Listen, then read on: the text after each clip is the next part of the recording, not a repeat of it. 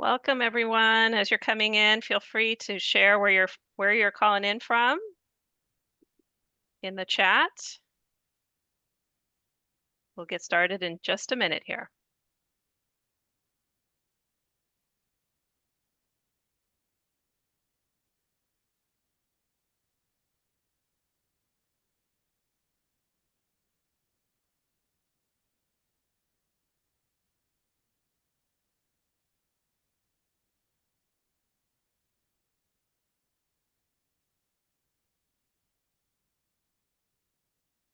All right, welcome. I'm Amanda Rothengas, the Senior Manager for Educator Advocacy with Harmony Academy at National University. Today we are live streaming from the beautiful new Sanford Harmony Family Clubhouse in Kearny Mesa in San Diego, California. Harmony Academy and Yoga for Classrooms are so proud to co-host this event today.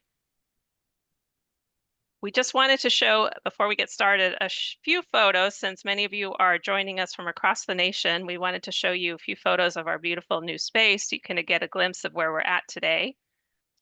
The Harmony Family Clubhouse just opened in the Nest, which is part of National University. And you can see this gorgeous new space. And if you're ever in the San Diego area, we would love to have you come visit us and check out this gorgeous space. At the end of the meeting today, we'll share our contact information so you can reach out to Danielle. And if you are ever in the area, we'd love to have you come meet us here and plan one of your next events even would be great, because it's just a beautiful space that we want to see filled with so many educators, school leaders, and students.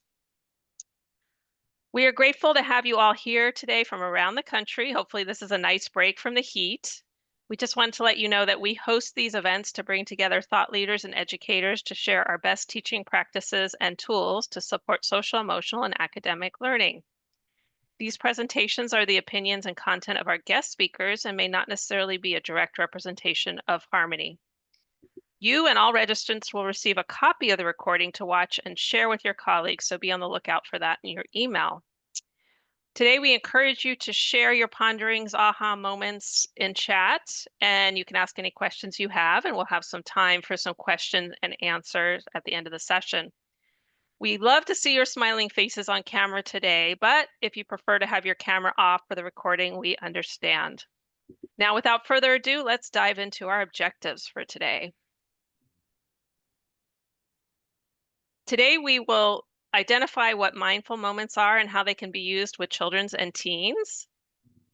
You will see a demonstration of some simple breathing techniques, guided imagery, mindful movement activities suitable for use in educational or youth program settings.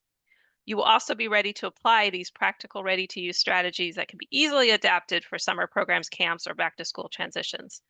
And we hope you'll discover some turnkey yoga for classrooms and Harmony tools that can be adapted in your settings. We couldn't do any of this today without the amazing Dr. Sarah Kirk. And many of you know her from Yoga for Classrooms, but let me share her short bio. She's a national board certified counselor, educator, and owner of the Yoga for Classrooms. With over 13 years of experience in education and mental health, Sarah is passionate about integrating movement, breath, and mindful practices into the school day in ways that are practical, inclusive, and sustainable.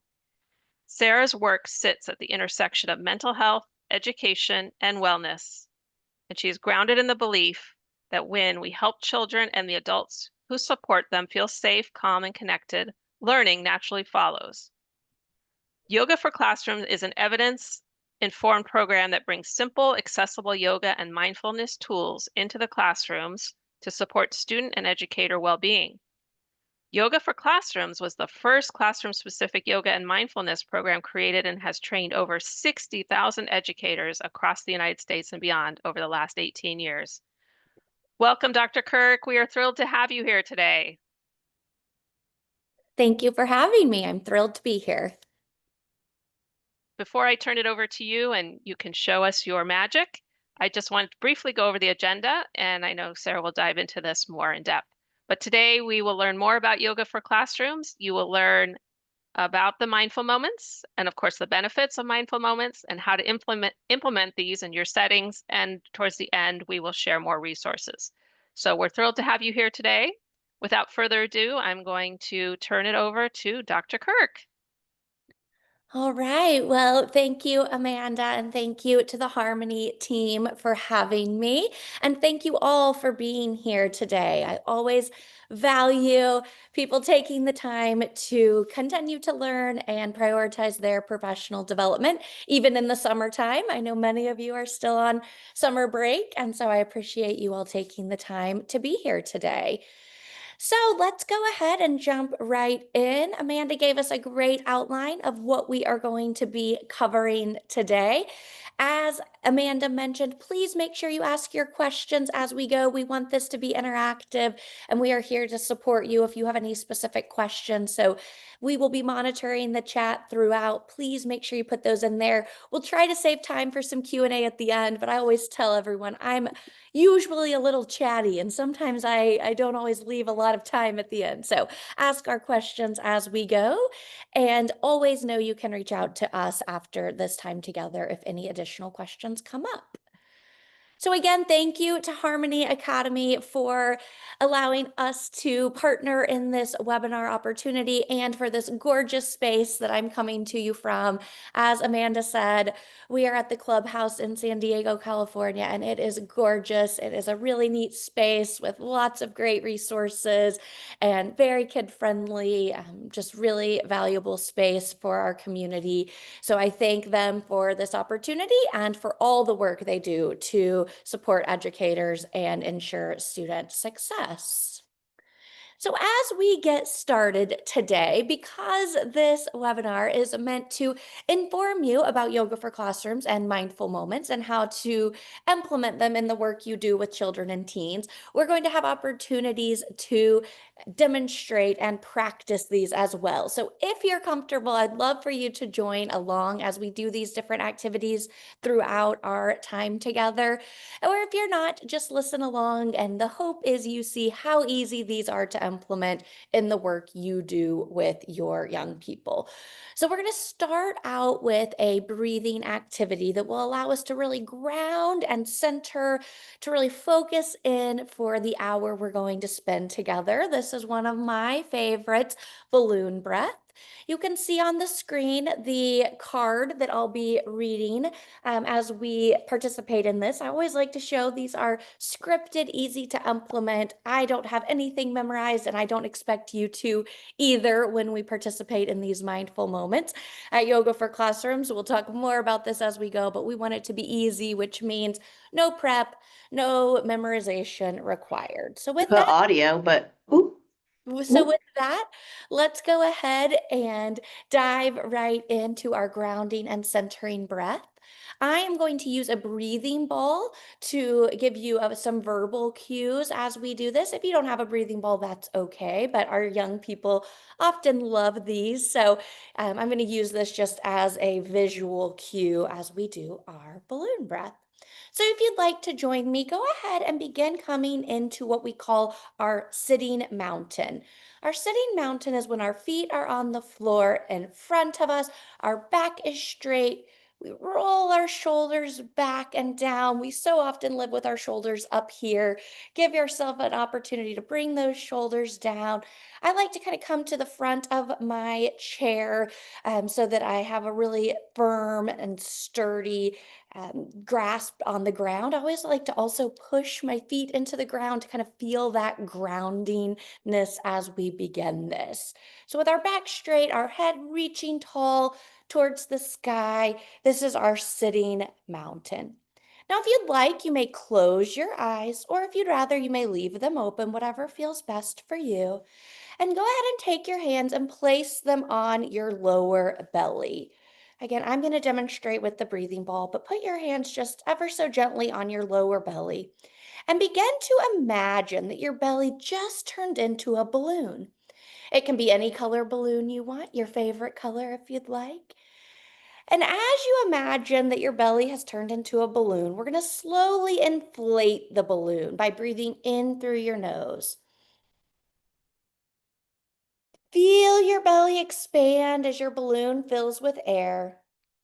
And now slowly deflate your balloon by exhaling the stale balloon air out. We're going to repeat that a few times. So go ahead and again, imagine that your belly is a balloon and slowly inflate that balloon by breathing in through your nose. Feeling your belly expand as your balloon fills with air. And then slowly deflate. Exhale all that stale balloon air out. We'll do two more at your own pace. In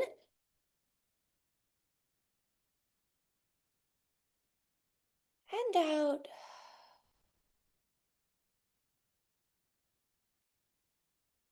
Last one.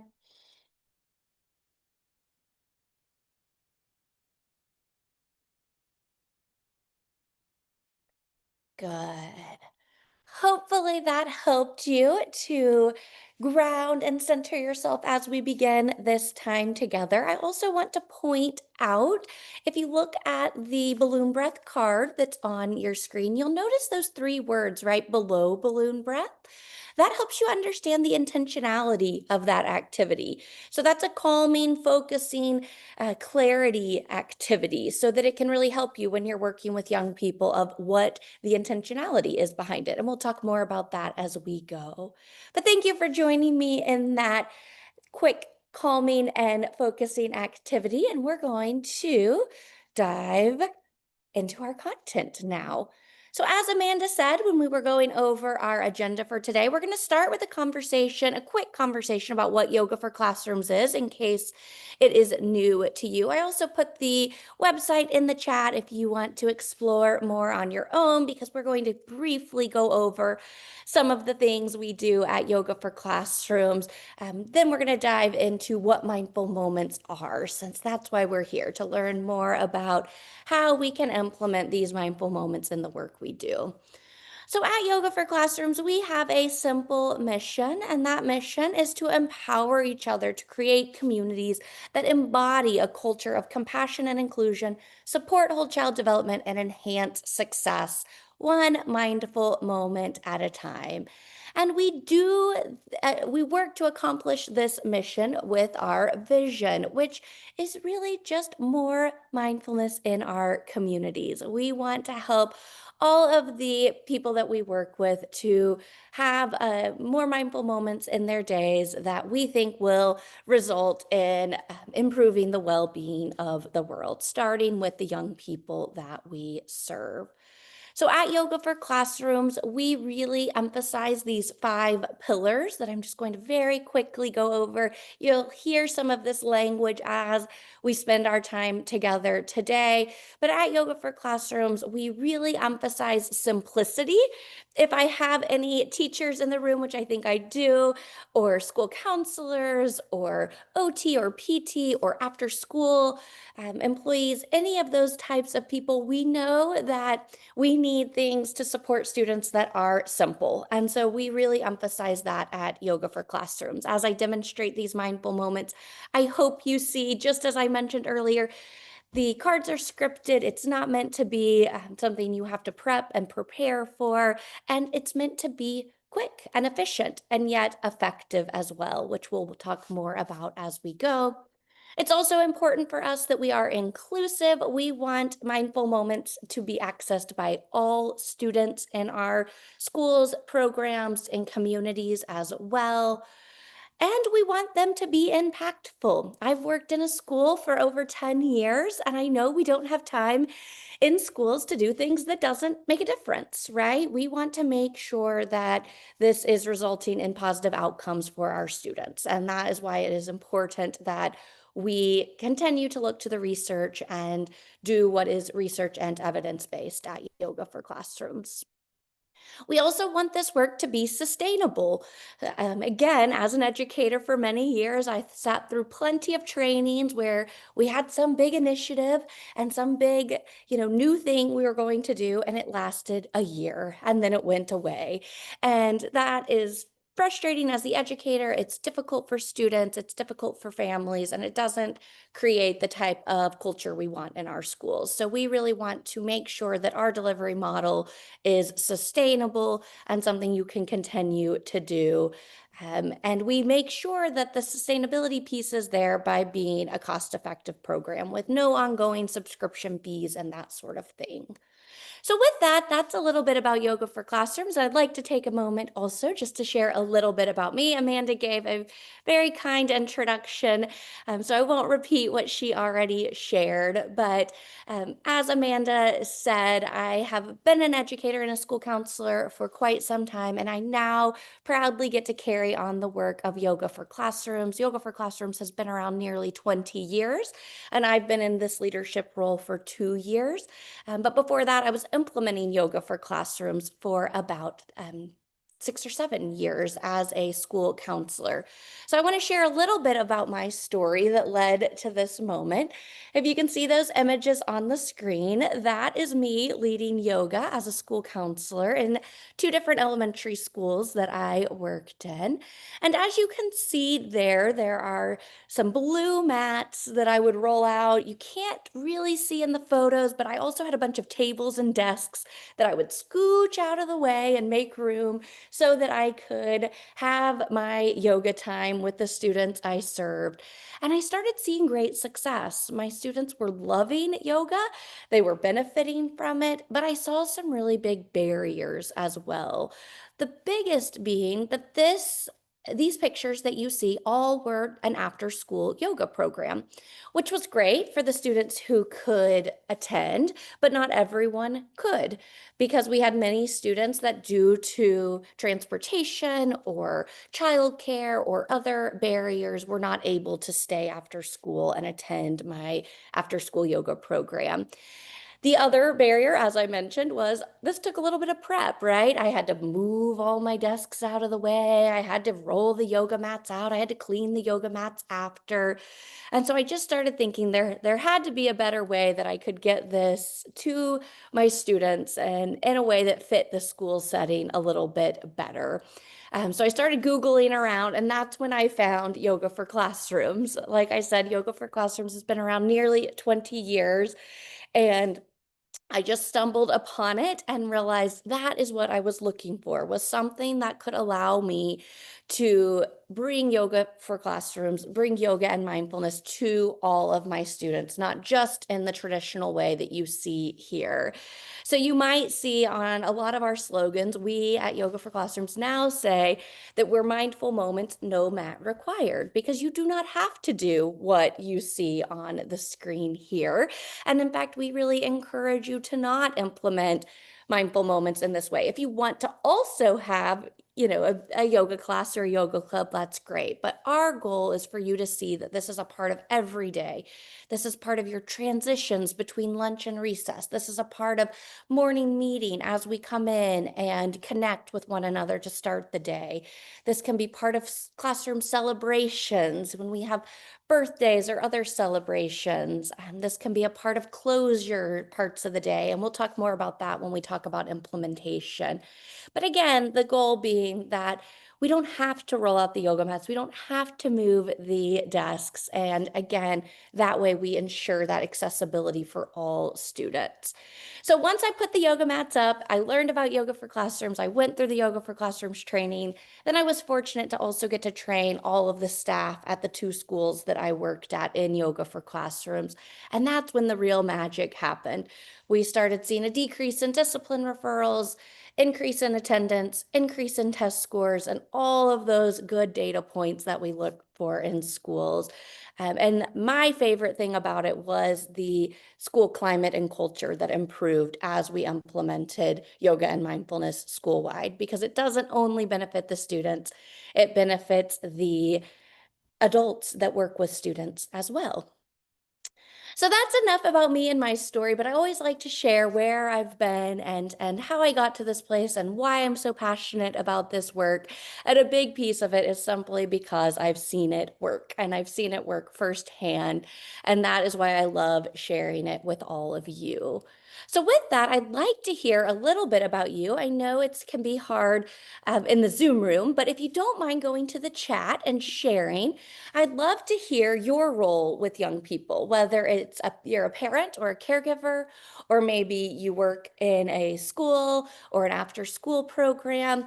I would love to hear what type of roles you have with children and teens so that we can make sure as we spend the rest of our morning together that we address your needs. I see some school counselors in the room. Looks like I see a classroom also joining us, which is wonderful. OT, wonderful. Ooh, a librarian in a public library. I love that. Librarian, love that, Sarah. Yes. Okay, social worker, kids yoga teacher, wonderful. Therapist at special education school. Oh, good. We've got some good diversity. A school counselor to a second grade team, four teachers and a librarian. Wonderful. Sherry, good to see you. Special ed classrooms, contract physical therapist. Oh, good. We've got a good diversity. So we'll make sure to address as we go how this work can work with these diverse settings. And I hope that you leave here really seeing that this is meant to be really accessible no matter what your role is. And that is a big piece of our mission and vision. All right, good. Well, keep it coming if you haven't had a chance to share yet, but I'm going to keep us going to make sure we get through all of our good content today. So we're going to now transition to what mindful moments are. Most of us probably have some familiarity with mindfulness or yoga, hence your interest in being here today. But I always like to make sure that we start with a quick definition of what we mean when I say mindful moment, because you'll hear me repeat that over and over again. So at Yoga for Classrooms, our definition of a mindful moment is that brief pause involving one or more simple and engaging activities that are designed to encourage mindful awareness and elicit the relaxation response. And if we had all day together, which is my favorite way to provide training when we have all day together, we would really dive into what the relaxation response is. That comes from rich research around mindfulness and its power to elicit the relaxation response, which we won't have time to get into today. But you can imagine the power of a mindful moment that, as it says in the definition, is this brief pause that can really not only encourage the mindful awareness, but elicit that relaxation response that has so many benefits, which we'll talk about here in just a moment. But notice here, I want to call out a couple pieces of this definition and emphasize what we think is really the magic of the mindful moment.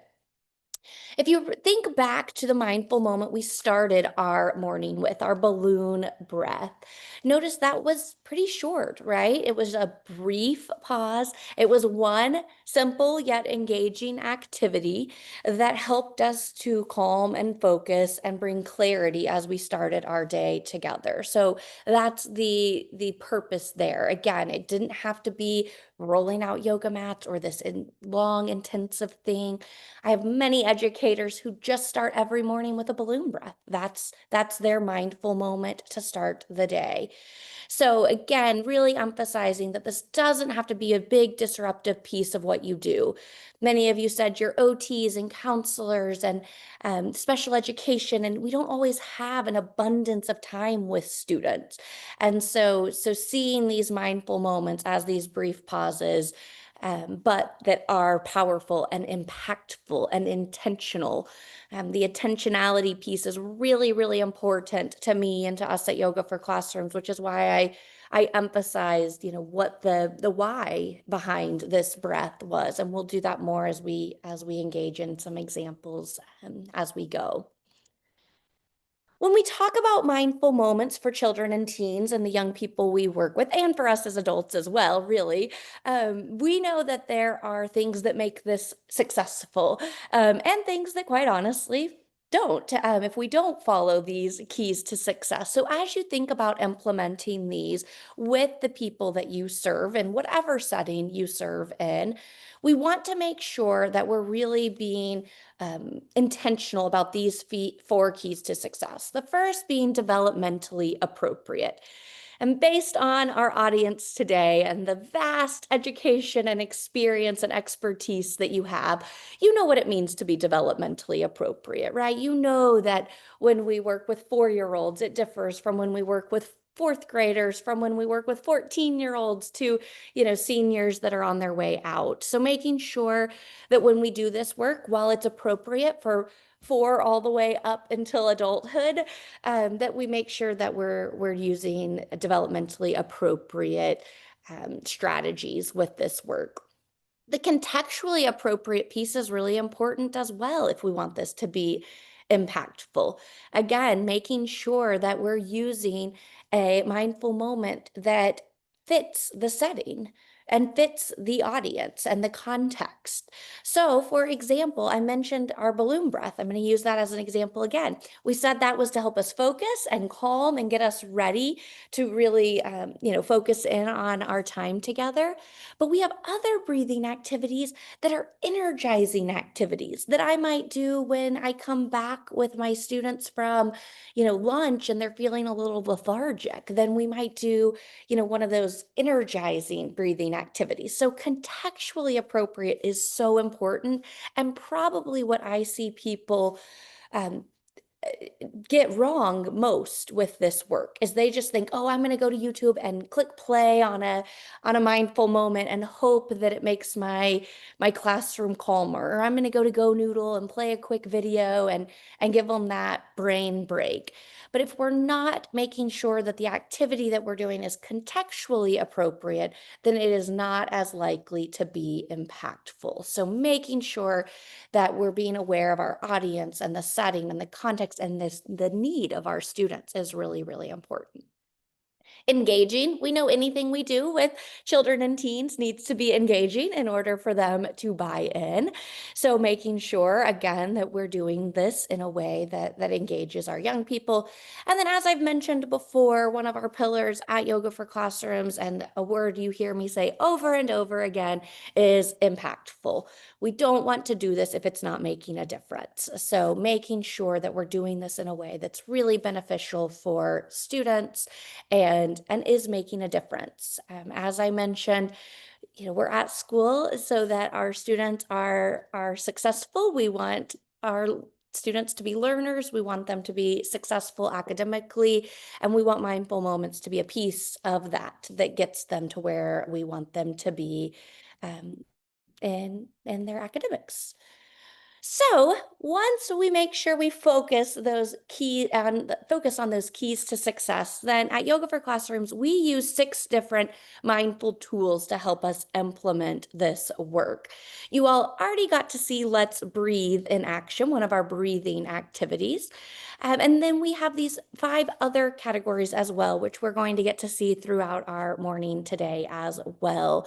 But what these 6 mindful tools represent are the different elements of mindfulness. So when we talk about yoga and mindfulness, we're not talking about only the traditional yoga postures that you might, think of when you first hear the word yoga.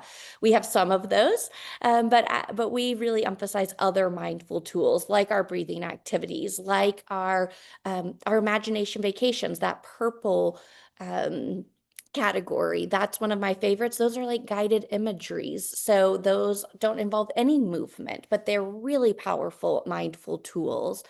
Our Be Well category emphasizes whole child, whole self-development. So some of those cards emphasize other pieces of wellness, which we think is really important for for mindfulness to really be impactful. So, as I said, we'll demonstrate these throughout our morning, but I want to just spend a moment on this, emphasizing that when we talk about yoga and mindfulness, it's not just sitting crisscross in a lotus position like maybe stereotypes or movies might tell you. So, with that, I'm going to give us an opportunity to practice again and demonstrate another activity. And this is one of our seated sequences. So this comes from the at your desk category. The orange cards you see there. I'm going to put on the screen the cards we are going to get to demonstrate today.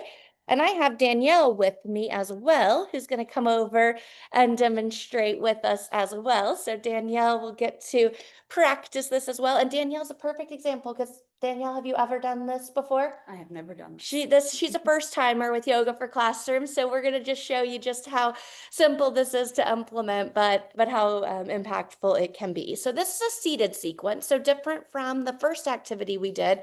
We're gonna put together multiple activities here, but you're still gonna see that it is fairly efficient. It's not a real long activity, and it can be altered based on the amount of time you have. So you could always shorten it or lengthen it depending on how much time and space you have in the school day. But if you'd like, go ahead and come to a seated mountain. Again, just like we started in our balloon breath, we're going to start here. This is our centering home base position. So if we're ever doing anything that doesn't feel great for you, you can always come back to this sitting mountain. As I mentioned, sitting mountain is with our feet rooted into the ground below us. Our knees are bent kind of at a 90-degree angle. Our back is straight. I always like to roll my shoulders back and make sure putting them down my back so that I don't live with them way up here. And then I sometimes imagine a string on my head reaching up towards the sky to kind of pull me up tall, make sure we get that opportunity to sit in that really strong stabilizing position. And we so often don't come back to this strong posture. So I always like to take a moment just to settle into this. From our sitting mountain, we are going to transition into our cat posture. So our cat activity is a really good tension release. It's a good upper body stretch. And again, always listen to your body. And if anything ever doesn't feel good, just come back to that sitting mountain. But if it feels good for you, from your sitting mountain, go ahead and take your hands and intertwine your fingers, turning your palm out and inhaling deeply as you extend your arms straight up into the air. You might already begin to feel a stretch. Then as you exhale, you're going to slowly pull your belly in and round your shoulders as you push your spine towards the back of your chair into a cat-like stretch. So maybe you've done this on all fours before. This is our seated version. So again, let's inhale, bringing your arms back up over your head. And then exhale back into that cat stretch. Good. Pulling your belly in, round your shoulders, push your spine towards the back of your chair. Very good. We'll do that one more time. Inhale up. Exhale, pulling your belly in, rounding your shoulders, pushing your spine towards the back of your chair, feeling that upper body stretch. Good. All right, you can untwist your arms, bring your hands back to your lap. Make sure you're still in that seated mountain. Sometimes after we do that, we slouch over, so make sure you're still in that strong seated mountain.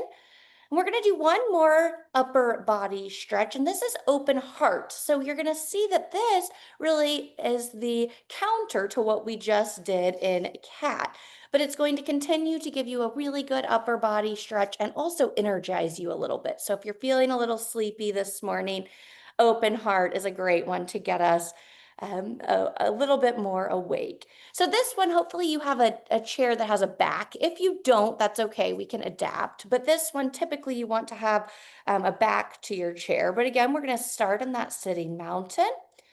And go ahead and reach back with both hands and hold on to the sides of your seat back. If you don't have a seat back, you can just reach your arms back. That works as well. Or even just place them on whatever you're sitting on below you. But hopefully you have something to reach back towards. And then as you inhale, you're going to roll your shoulders back, lean forward, open your chest towards the sky. So let's try that together. Inhale, leaning back.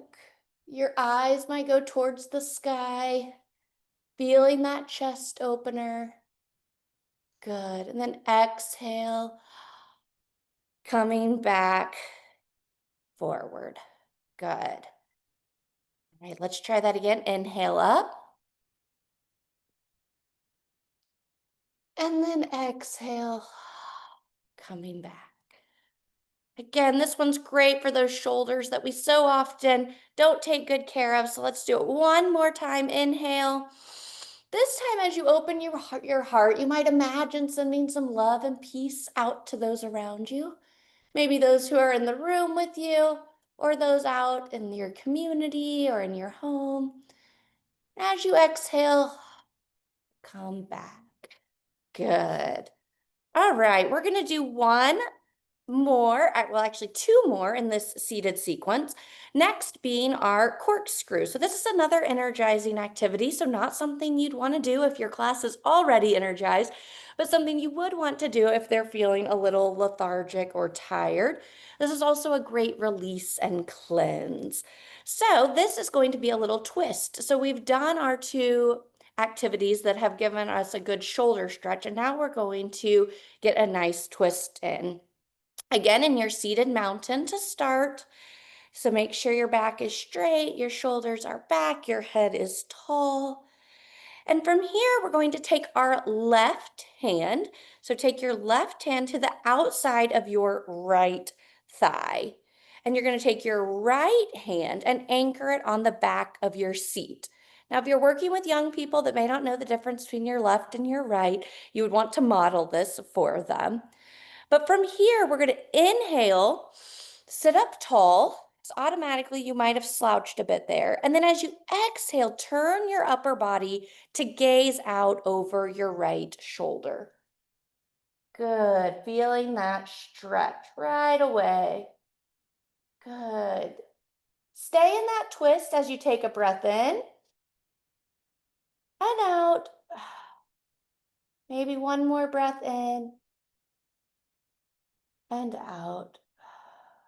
Good. Slowly release, coming back to seated mountain.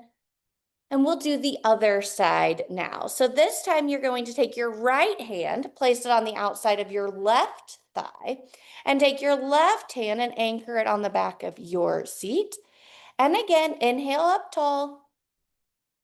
Exhale, twisting your body over, looking over that left shoulder. And as you're in that twist, you might take a couple of deep breaths in through your nose and out, in and out. Good. Slowly coming back. And now we're going to transition to our final activity of our seated sequence that will give us a stretch of our lower body.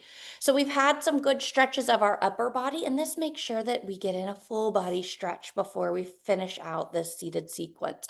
And this is sitting pigeon. So you might have done pigeon before in a typical yoga class, but this allows us to do it in a chair.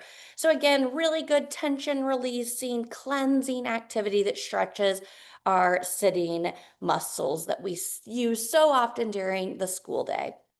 So check your posture again. Make sure you're in that strong sitting mountain. Might roll your shoulders after you did that corkscrew and open heart, head reaching towards the sky. This time you're going to bring your right ankle up over your left knee. And again, listen to your body. If this feels tight, you can always just cross at your ankles. But if it feels good for you, bring your right ankle up over your left knee and then inhale to sit up tall. Good. On the exhale, gently press down on your right leg. Only gently, never doing anything that doesn't feel good or that hurts our body. But on the exhale, gently press down with your right hand, and you should feel that stretch in your right hip area right away. Good. We'll do that again. Inhale up tall. Exhale, gently press on that folded leg. Only doing so in a way that feels good. If that's too tight, you don't have to push. Good. If you'd like, you may close your eyes here, really feeling that stretch in your hip area. Again, inhale. Exhale, pressing into that folded leg, feeling that stretch. One last inhale and exhale. Very nice. When you're ready, put that right leg down and we're going to switch sides. So bring that left leg up over your right knee, and you might notice right away that this side feels different. It's normal for our sides to feel different. That's totally normal to feel more tight on one side. So again, make sure you're listening to your body. And we're going to inhale up tall.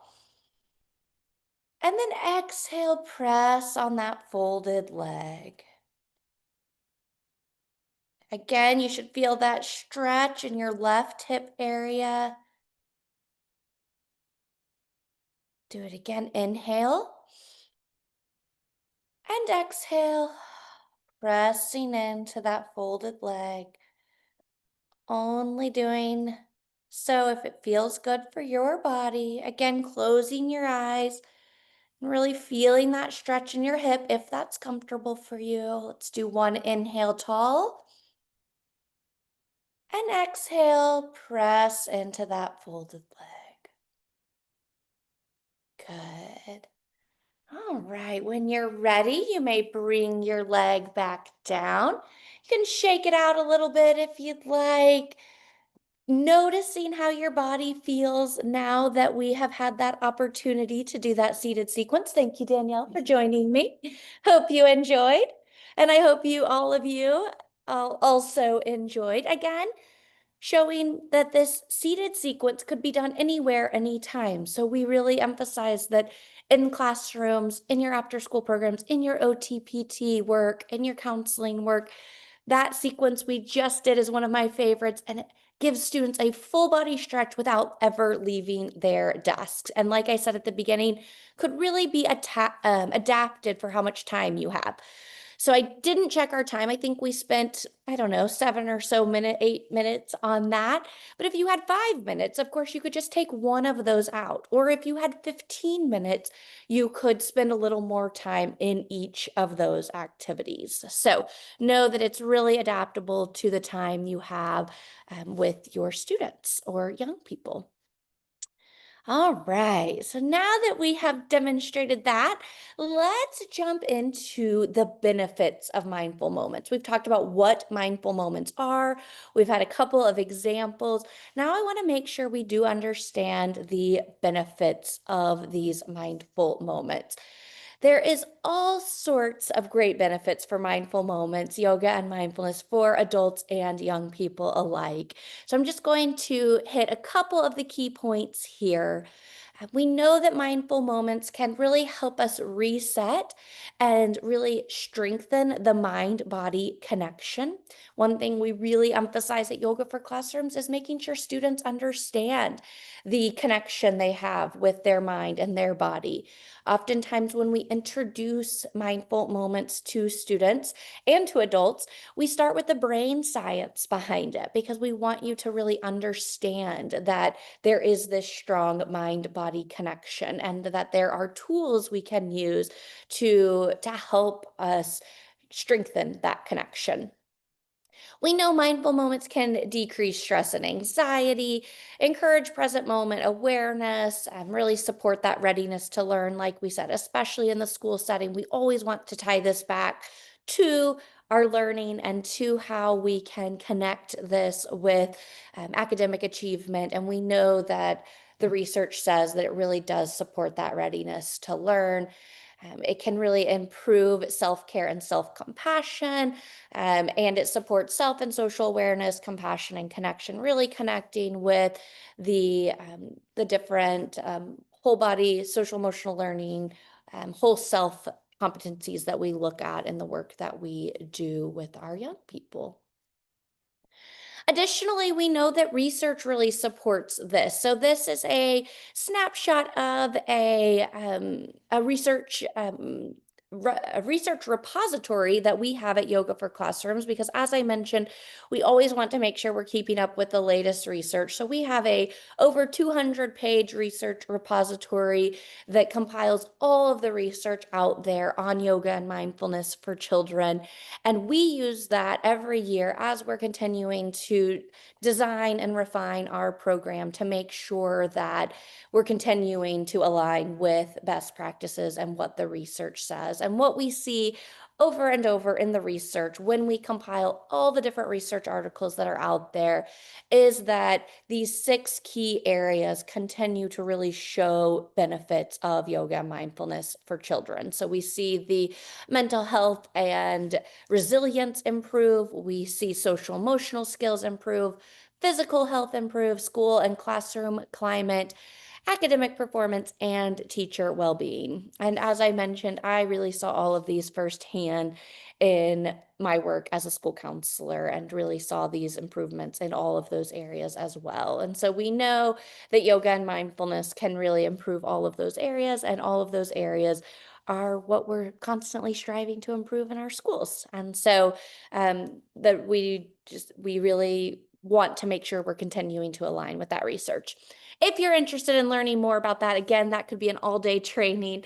We have lots of information on our website if you're interested in learning more about those peer-reviewed published research articles that support this work.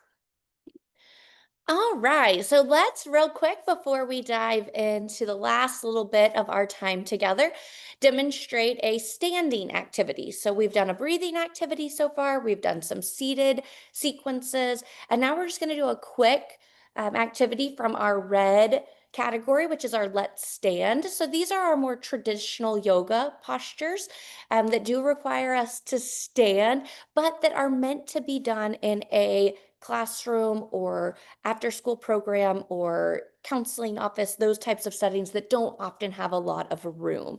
So you will notice in all of our Let's Stand activities that we don't require, rolling out mats, lots of space like a traditional yoga class might require.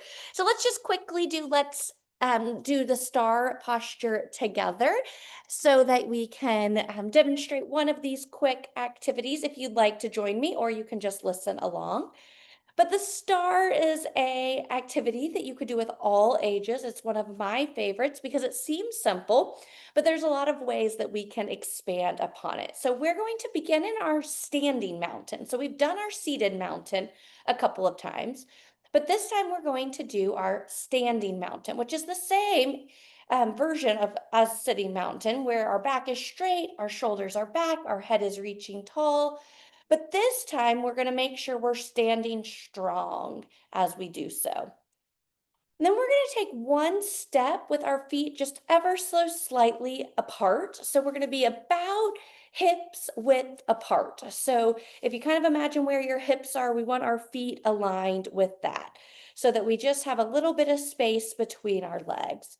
Then we're going to stretch our arms out straight, taking care to lower your shoulders. So sometimes right away as we lift our arms, our shoulders come up. So make sure that your shoulders are away from your ears. And notice right away that you've become a 5-pointed star. You'll notice your head is one of your points, your two hands are two of your points, and then your feet. Right away, we've become that 5-pointed star. So I like to close my eyes and imagine all the light and power coming out of me right away. From here, you're going to find a focus point with your eyes. So find something to focus on in front of you and begin to breathe in and out. So focusing on something in front of you, breathe in through your nose and out through your mouth. You might notice that your balance gets off a little bit, even though our feet are on the floor below us. And if your balance gets off a little bit, that's okay. Just try to remain focused on that focus point, breathing in and out. You might notice your arms begin to get tired. If so, just lower them and then come back to that star with 5 points. And from here, we're going to do an add-on to this posture. You could just leave it right here. This is star, but we're going to do what we call twinkle star, which is where we just ever so slightly go from one foot to the other, twinkling your star. Now, remember, we talked about being developmentally appropriate. If I was doing this with young kids, I would add in Twinkle, Twinkle, Little Star, singing that along as we did this. I won't do that with you all today, but just going from one foot to the other. Now, if I was with older students who wanted a little bit of a challenge, I would tell them on the next foot to pause, making this a balance challenge because you're standing now on one foot. Can't see my feet, but I'm on one foot still in that star. Then I'd go back to the twinkle, and then I tell them to pause on the other foot, maybe showing them that sometimes it's easier to balance on one side than the other. Go back to that twinkle. Bring your arms down, wiggle them out, wiggle out your legs, and come back to our seated. Good. So you can see there, I love star because it's a pretty easy, basic posture. It does give some good stretch, some good strengthening stretch for our students pretty easily, but then you can add on those add-ons that are developmentally appropriate for the young people that you serve. All right, so as we close out our time together, I want to make sure and leave you all with some tangible ideas of how to implement mindful moments. Hopefully, some ideas have already come to mind as we've demonstrated these. Whether you're an OT or a counselor or a teacher or a yoga instructor, hopefully you're already thinking of all the ways you could implement this with the young people you work with, or maybe even your children at home. But if not, we're going to leave you with some ideas so that you can really think about what this could look like in your setting. So for those of you who are in the classroom, all the teachers with us or those that serve in schools and other formats, there are so many ways we can implement mindful moments in the classroom. I've mentioned some of these already. We've had great success with educators implementing mindful moments as a part of their morning meetings. Again, we always hear from educators who say, I love that I don't have to pre-plan. I can just, kind of flip through, find a mindful moment and let that be a part of my morning meeting. Again, great way to build good culture and climate within your classroom community and just start the day off with that mindful awareness. Transition times are also excellent. As I've mentioned, the intentionality piece behind the activities are great for transitions. If you see that your class is a little bit escalated as you're about to transition to PE or as you're about to transition to your math block or whatever it may be, then doing a quick 2 to 3 minute intentional mindful moment can be really, really impactful. We work with lots of schools who not only use these at transition times, but also post them in hallways where there are common transition times. So maybe if you're, there's often a traffic jam going into the library for my librarian who's joining us, or a traffic jam going into the cafeteria, then you could have a little mindful moment station that classrooms could do during those transition times to make it just a little more calm and hopefully a little smoother transition.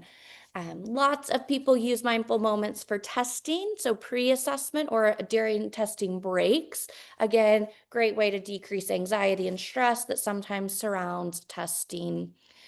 Same with any sort of academic block during the day, writing preparation, or before, if you're taking a spelling test or anything like that. Those can be just quick, easy ways to get our focus in before we do something that that can really help us to focus in.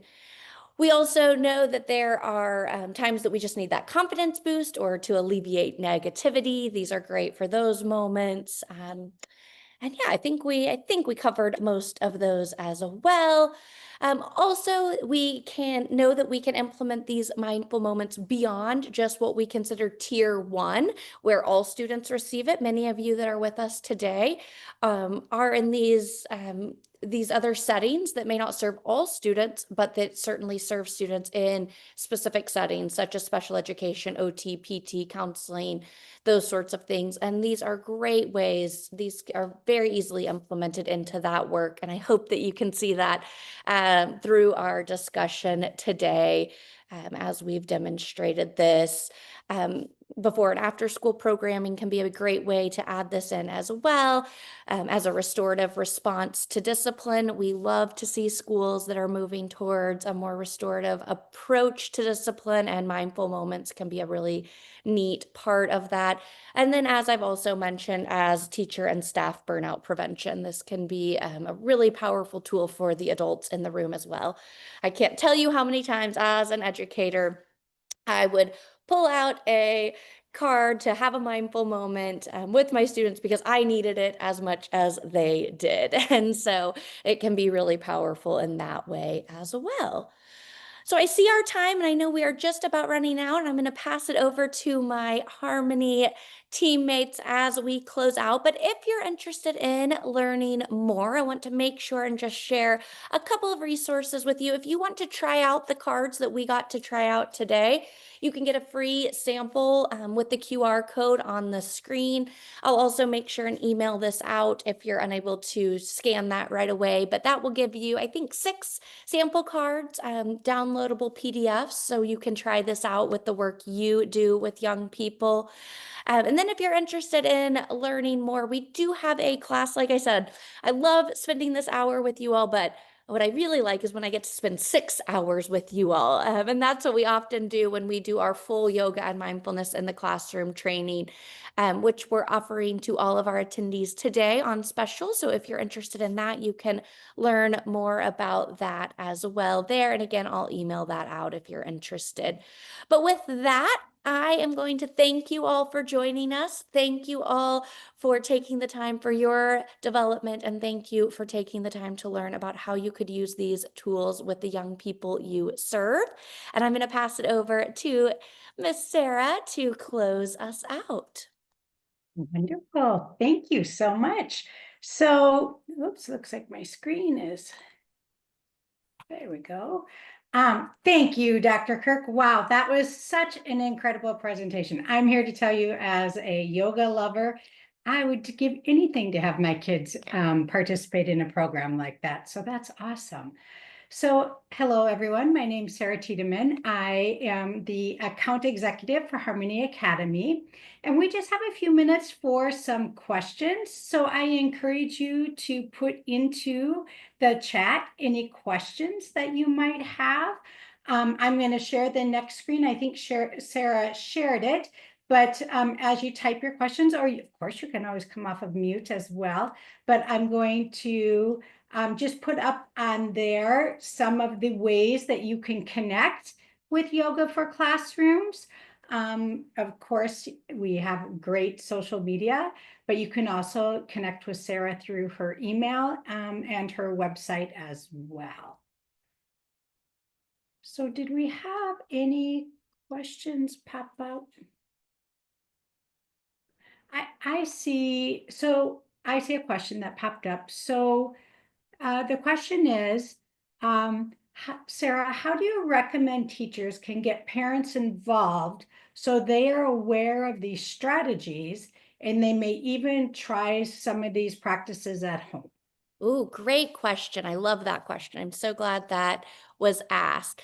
We definitely encourage that at Yoga for Classrooms. We know that this work is so much more powerful when we're all speaking the same language. So there's a couple of ways I recommend. One thing I did as a school counselor is when I was teaching a new activity, so let's say balloon breath, since we started off with that today, I then would send home a little blurb about balloon breath in my weekly newsletter that went home to all parents. And I would give them the script of how to use that at home and give them some examples. So that's one super easy way. Another thing we did at one of the schools where we implemented Yoga for Classrooms school-wide is we had a mindfulness night every quarter that we invited families in, and we showed a lot of these practices like what you all saw today in action, and we showed them how simple they were to implement, and again just reiterated the same things I reiterated with you all, that these aren't meant to, take a ton of time. You don't have to be a yogi to do them, but that they can be little pieces of your day at home as well. So any way we can model it, but I think those two ways are great ways. And if you need more ideas of how to share this with parents and caregivers, please feel free to email me or reach out. I'm always happy to help. That's wonderful. That homeschool connection, I know, is so essential as part of our to our families and to our school programs. So I also want to take a few minutes and invite you to learn more about the resources that Harmony offers at no cost.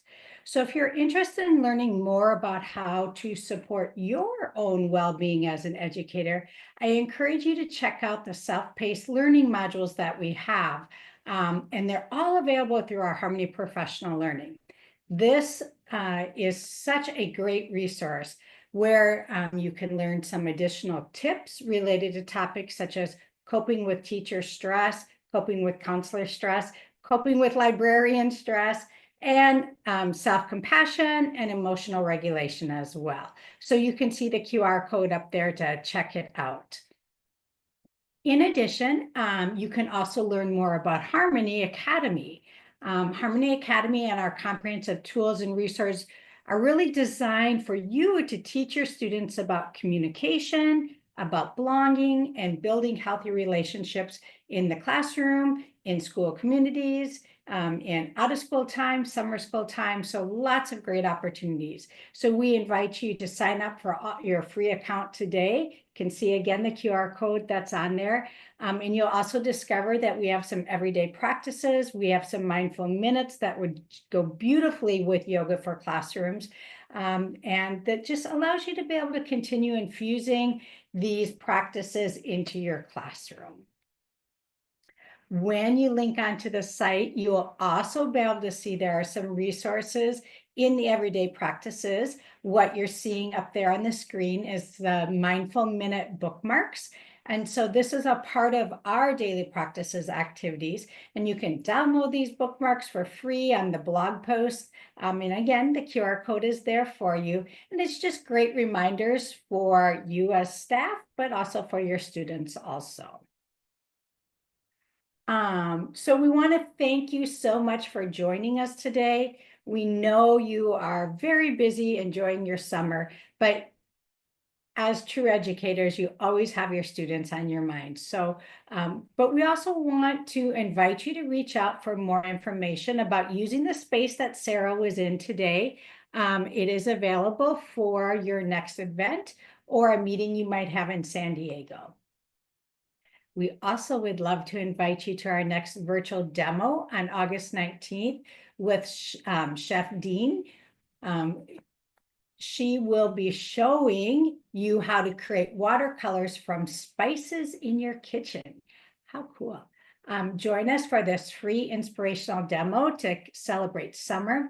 And again, there's our QR code for you to be able to check it out. And see the Zoom link and find out the recommended spices that you can find in your kitchen to bring to the demo as well. We appreciate your valuable feedback so we know what we can improve upon for future live streams and webinars. You can scan the QR code here and a link will pop up, and we'd love to get your feedback.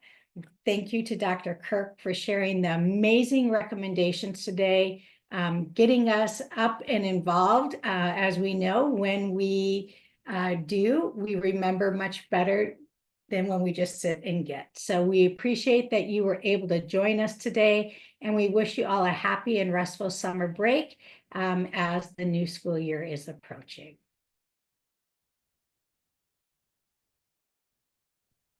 Take care, everyone. Thank you.